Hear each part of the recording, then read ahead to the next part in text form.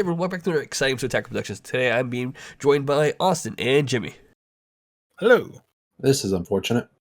And like always, just buttons on below. Feel free to click on the there for a reason. But let's get into this matchup. Today's matchup is Austin playing Cooler Mill versus Steve playing Supreme Kind of Time.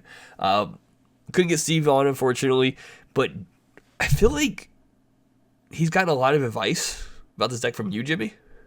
Mm-hmm. So we kind of get some insight on it going back and forth from this matchup. So let's get into it. Cooler Mill. Bringing it back, but you made some adjustments to this deck because you did borrow some unique cards for this one. Do you want to talk about that? Yeah, so I basically changed half the deck. There's a lot less negates. It's a lot less defensive.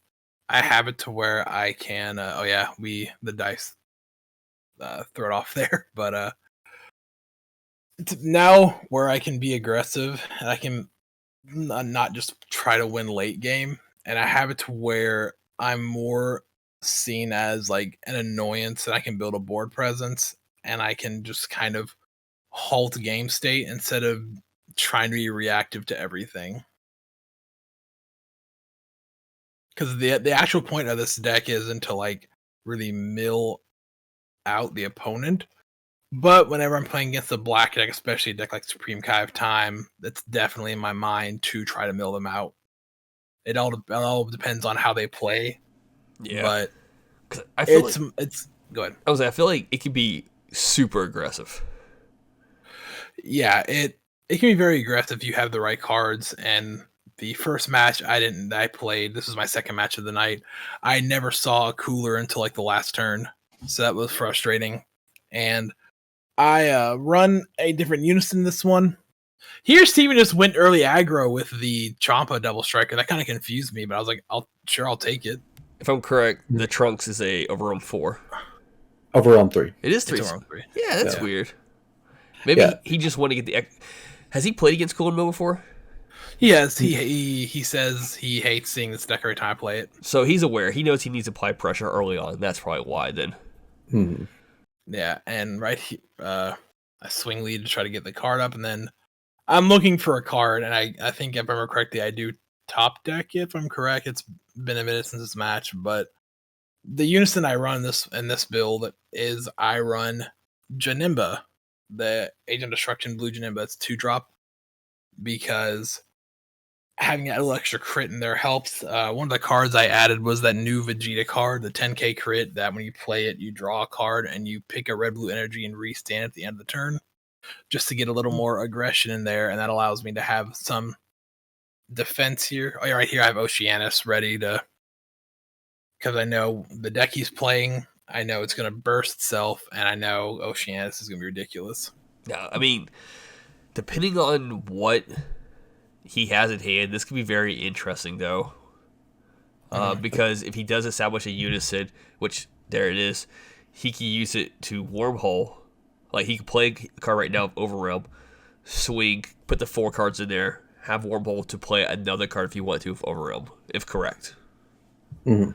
So it's one of those things where it's like, that's a really good, like, potential push. Yeah. And here he does the Trunks, so you can see a little more card draw here. And then go ahead. I was asked Jimmy, what caused that extra burst? Is it the The unison. Okay. The unison is a burst 1. This card gains wormhole. When you play a card with Overwhelm. Overwhelm specifically, you can't do it with Dark Overwhelm. So I'm really happy to see how he's applying some of the advice that I gave him with this deck. The first couple times he come to me and was saying that he was really struggling with the pacing and how you're supposed to play the deck and like when should you play stuff. And I was like, just put cards on the field and turn them sideways. Like, you don't need to worry about fattening your opponent's hand, because your battle cards in the later stages of the game are 30,000s, 25,000s. That are 30, just it's pretty much they're going to be comboing those extra cards that you're giving them early game just to stay alive on the 1 or 2 life you left them at.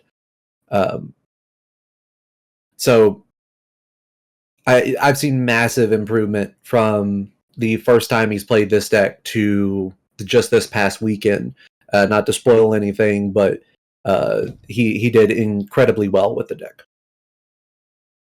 Yeah, the best I've seen him play was this weekend here, Mm-hmm. and he right here he was thinking about what he wanted to do. He was struggling quite a bit, and we were just kind of shooting the shit some too, and we were just talking about what he was giving some advice as we were playing because he was kind of confused and a little worried. I still think he's not comfortable on camera, so I don't mind helping out some, but and then he attacks a double strike.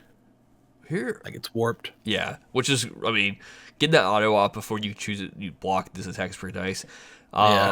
He's still at 6 life, so he can't apply a lot of pressure like with super combos and whatnot. But you still have to, I think, get rid of at least 2 cards to avoid. But you could awaken, so at least you still give at least up to 2 cards or a super combo just to stop the attack. Yeah, and that goes back to what I was saying about the big power battle cards coming out for so cheaply and so quickly that you just don't have to worry about how fat your opponent's hand is. Because if you were swinging 15 into 15, they're still comboing out 1 card out of a 6-card hand versus comboing 3 cards out of like a 12-13 card hand. You're still getting good value out of that. Yeah, and just right here real quick, I caught myself because we were talking about power and the minusing and stuff, and I lost track of what it was. For some reason I heard 15, so it's like, oh yeah, I got 15, so cool, I'm at 30, we're done. But then I realized, like, wait, no, I only minus 10 that card, so I need to combo once again. So that was just a little me trying to fix that there because we were kind of talking, like, shooting the shit at the same time, and I got a little lost. That Vegeta's a 5k combo, right? Yes. So is Cooler a draw 2 or a hybrid leader? He's a hybrid. That's why I was expecting. So what was the energy for then? I used the energy so I could do the Vegeta activate battle where I can minus 10 a card. Minus 10k a battle card. From the combo area? You drop it. So you drop it to the drop area. Oh, I just put it in the put it in the combo area just so it's easier to keep track of. I was a little bit confused on that when I was putting this together. Okay, cool. So here he was setting up like, I don't know what's in his hand right now, but truth be told, I feel like what would probably been a better idea is to have overwhelmed again if he had the ability to, and then use Kai's ability just to keep potentially 2 more cards on the field to have more pressure against you on the following turn. I just remember he was kind of really frustrated with his hand, and he didn't like what was in it a lot of the game. Gotcha. And I was kind of wondering why he didn't, overwhelm again. That's why I even asked him. I was like, "Did you play that with overwhelm, or did you, use the unit infusion?" And then he's like, he kind of showed me the goals. Like, oh, yeah, you're right, and because I was curious as to why he didn't go again, But at the end of the day, it's you could also argue that if he wanted to use a card to keep getting milled because he took the Oceanus challenge twice on that turn, where he had milled an extra 8 cards, which is a lot. It is a lot. That's why I was expecting an overwhelm coming afterwards.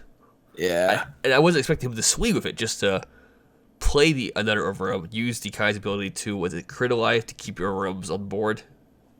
Yeah, and I think what it was is he also didn't have, I think he missed one of his dark overwhelms that he wanted to see and use that, so he's kind of frustrated with that as well.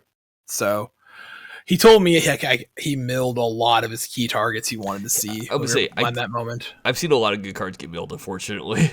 Yeah, because he was looking at his drop area as we were playing, and he's like, gosh, whenever a good card got milled. Yeah, well, that's the nice thing about Supreme Kai, because you're always going to get a good card in the mill because every card is a good card in this deck. And right here we catch this because he needs 4 life to play that even. Mm-hmm. And which is so unfortunate being at 5. Yeah. And where I kept him at 5 for a reason. Yeah, I mean, you also turn off super combos that way as well. Yeah. I will say there's another misplayed this exact same moment with the Gogeta swing. Oceanus counter occurs before the auto, so Oceanus is played. The auto could kill it here, but it looks like there was some confusion there, and the card was not removed because of it. Ultimately, the result of this match is not affected by this, and we'll kind of go more into Austin's turn. Why? Yeah, I just got confused when the autos hit because I had assumed that the autos triggered, then I do my negate, and I thought he couldn't pick the card because it was already being triggered. So that was just me messing on the rules. They were like, Bancroft said it. In the end, didn't hurt anything, and the game state was to return to normal. I see a really good card in his hand right now. Yep. Man. Very good. Oh, that's not a lot though. Nope, that's what I was asking him because I was trying to think if I wanted to do the Janemba triple strike, activate battle with the unison. If I was wanting to do something else, I had a lot of options here. And once I saw him take the Oceanus challenge once, I'm like, okay, so I'm just gonna do a War of Attrition then, just mill him out. That was my plan after seeing how he was playing, because he had no qualms just demolishing his deck with all the bursting and the milling. That's kind of double-edged sword, because while it does help you fuel for overwhelms, if you're not taking advantage of that, you're just losing cards. And it's kind of a hard situation because you'll see good cards go away and you have good cards in your hand. And I don't know Steve's mindset on this, of what he was thinking of doing on this, because I know he was just kind of frustrated, and it's like he ultimately passed. I think he was debating between playing either the Gogeta, if he had the pieces. I think he did though, or playing Rubelu, from the looks of it. Yeah. Yep. Which, with Oceanus on field, it made it really easy to fuel that drop area for Rubelu. Because Rubelu is, if you know the Supreme Kai matchup very well, you'll notice that your opponent kind of has to work a little extra to get the cards in the drop area for Rubelu to be able to, one, get value off it, and two, even play it in the first place, because it's a Dark Overwhelm 8. Which most of the time, you're pretty good at putting 6 cards back in the drop area without, damaging your hand or you're comboing off your field. But with Oceanus, kind of just does it for you. Here, Austin attacked. He negated with Kai of Time. This was referring to. It didn't really matter, because using Kai of Time's auto was on play. You warp your opponent's battle cards. And then the issue of the two is that I'll just go ahead and say I do forget to bring it back out after this turn, and so that's what kind of set it back in here. And here I load up. I drew Janemba from draw, and then I just struck. I draw Janemba. So I was giving him doing the drawing, so that way he would draw an extra, then mill one. Yeah, it's 2 cards out of his deck, which from the looks of it was like roughly 10 point, cards. It was 18. At that point, it was 18. 18, okay. Yeah, because I remember I was like, I want to get him down. I don't have enough, and I was trying to figure out what to do. So that got him down to 16, and then I was just thinking of trying to win this. And then one of the reasons why I like Janemba with this is because there are certain cards that you don't want to hit the board. It doesn't matter with Cooler, you can minus stuff, yeah, sure. But there are certain cards you don't want hitting the board, and that Trunks is just so good at getting around that. Like, it was invaluable at Trunks in some matchups here. Like, it makes me only want to use that Trunks, because Wolfang Fist is nice, but it's not like a whole uninteractable nope like Trunks is. Yeah. After image, there's no reason to combo up. You got to build a card out. Yep. And then you use Sabine just to have extra protection from attacks and get the energy back up there. Yep. So here it breaks down. Like, we know he has a Gogeta in his hand.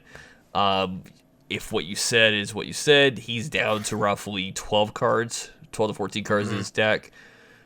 He could play Gogeta and try going for swings. He do still have 2 open energy, but we know he has a Super Kamehameha, which he could just use Kai's ability just to get down to 4 life, so he can start activating these super combos he has in his hand, activating these counterplays in his hand. I think he forgot that ability because I don't know the Supreme Kyber what she does at all. Honestly, I just know she's like, oh hey, fun overwhelm the deck, and I think he forgot you can crit your own life because he kept complaining that he wasn't down to the life to use Super Kamehameha. I'll make sure he's aware of that. That might be the case from the sounds of it. Yeah, because he was like, man, I can't use it. I'm like, that's why I'm not attacking you. Yeah. So Jimmy knows it more, but it's activate main on Kai. You pretty much crit a life. And right here's what I'm talking about. Yeah. You crit 1 life, you move 2 cards from your warp back to your drop area, and then your overwhelms that play that turn do not leave at the end of the turn. But yeah, that Fu has messed me up so many times that seeing it on there, I was like, no. And he won't even get the 10k coming from the Cedar. Real quick, Austin, did you have any action negates in your hand? No. Okay. So, I mean, you did a super combo, so you had protection there. I'm guessing he's not. All right. So Steve is also a newer player to our shop, and he's what you think 3-4 months?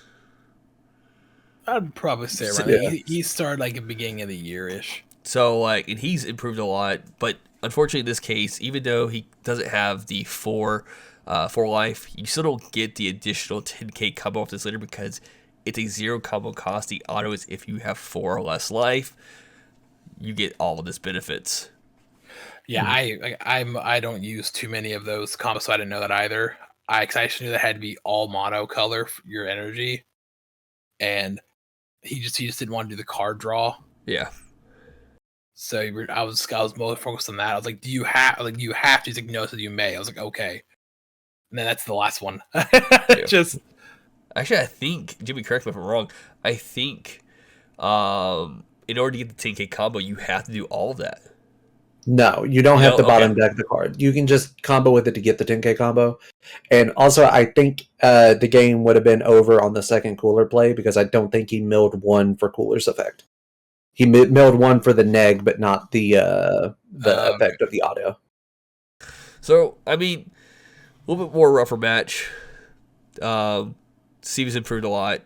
Still a good match overall. He did apply enough aggression to it, but cooler mill, man, especially with the tyrant on plays that pretty much clear a whole board up to 2 battle cards, 10k each, ignoring barrier.